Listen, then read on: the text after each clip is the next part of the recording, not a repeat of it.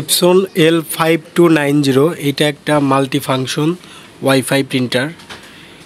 এই প্রিন্টারে যেমন ওয়াইফাই রয়েছে সেরকম ওয়াইফাই ডিরেক্ট রয়েছে এবং এটাতে রয়েছে ল্যান কেবল। আমি যদি দেখাই ল্যান পোর্ট, এই যে একটা ল্যান পোর্ট দেখতে পাচ্ছেন, এখানে ল্যান কেবলের মাধ্যমে আপনি কানেকশন দিয়ে প্রিন্ট করতে পারবেন, সাথে ইউএসবি পোর্টও রয়েছে। তো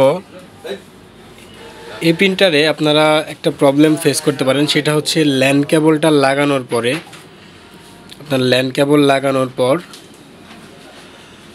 আপনি এই জায়গায় যে ওয়াইফাই আইকনটা আছে, নর্মালি এখানে এটা চেঞ্জ হয়ে এখানে ল্যান হয়ে যাওয়ার কথা, কিন্তু এই জায়গাটায় ল্যান না হয়ে ওয়াইফাই থেকে যায়, মানে আপনি ল্যান কেবল লাগানোর পরেও স্ট্যাটাস চেঞ্জ হয় না।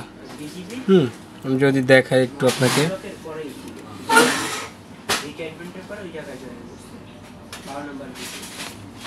আমরা এখন এখানে কেবলটা লাগিয়ে দেব। ওকে,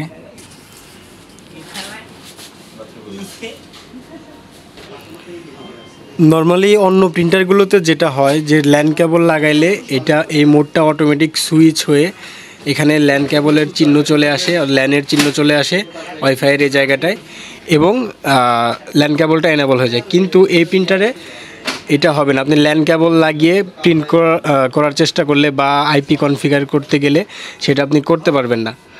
তো এই সমস্যা সমাধানের জন্য আপনি কি করবেন, আপনি প্রিন্টারের সেটিংসে যাবেন, সেটিংসে এসে এখান থেকে নেটওয়ার্ক সেটিংসে যাবেন।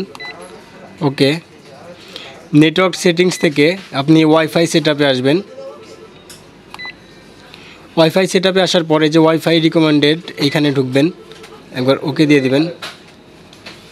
এখানে দেখেন wifi setup wizard, push button setup, others, আপনি আদার্সে যাবেন।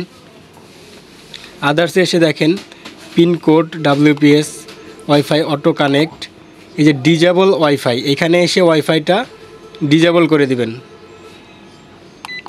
ওকে, ওয়াইফাই ডিজেবল হচ্ছে।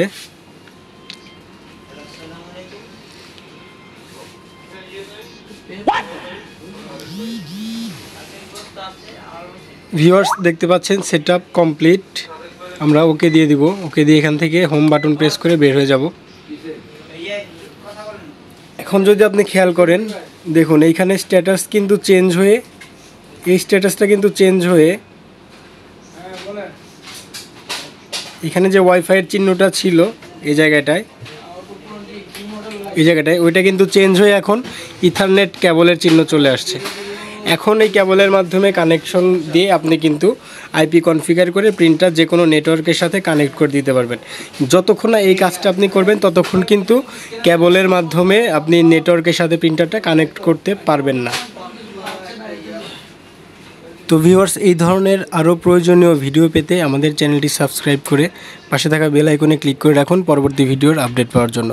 আজকের মতো এখানেই বিদায় নিচ্ছি। সবাই ভালো থাকুন, সুস্থ থাকুন। আল্লাহ হাফেজ।